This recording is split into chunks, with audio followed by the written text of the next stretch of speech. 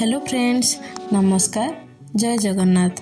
आशा करुँची आपण समस्ते भलरे थिबे। Welcome back to our Miki Bapi diaries.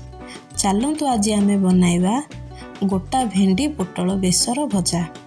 प्रथमे बेसर पई जीरा सोरिष रसुण पियाज को नहीं एई भली पेस्ट बनाइबा। एबे पैन रे अल्प तेल नेबा, सेथिरे सोरिष फुटाइबा, परे सेथिरे बेसर ऐड करनेबा।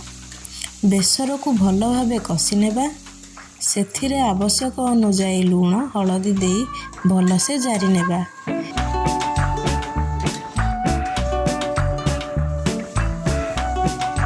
एबे मसला को अन्य जगह को काढ़ी नेबा।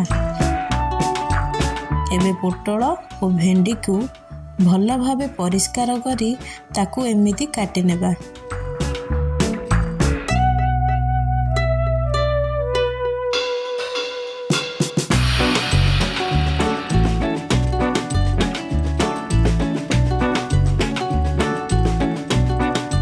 कटा जाइथिबा पोटल और भेंडीर मझी भागरे बेसर को भल भावे पुराई नेबा, जेमिति बेसर भेंडी और पोटलर बाहर भाग को न आसे।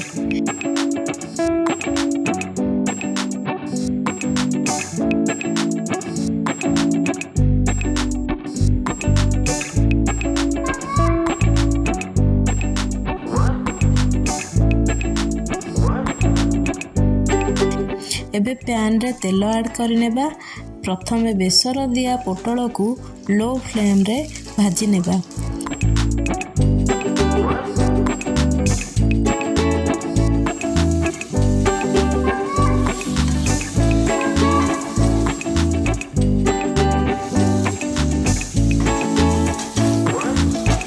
पोटल भल भावे सिझी गले ताकू अन्य पात्र को काढ़ी नेबा।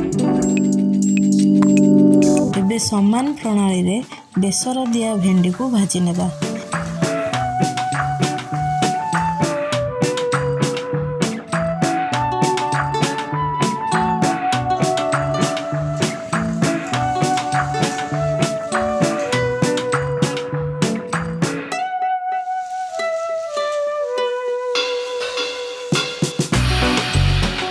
एबे बनिगला आम गोटा भेंडी पोटल बेसर भजा। जदि आपन को ये वीडियोटी भल लगी तेबे लाइक कमेंट शेयर आउ सब्सक्राइब करने को जमारू भूलिबेनी। पुणी देखा आउ गोटे रेसिपी रे। रहुची, नमस्कार।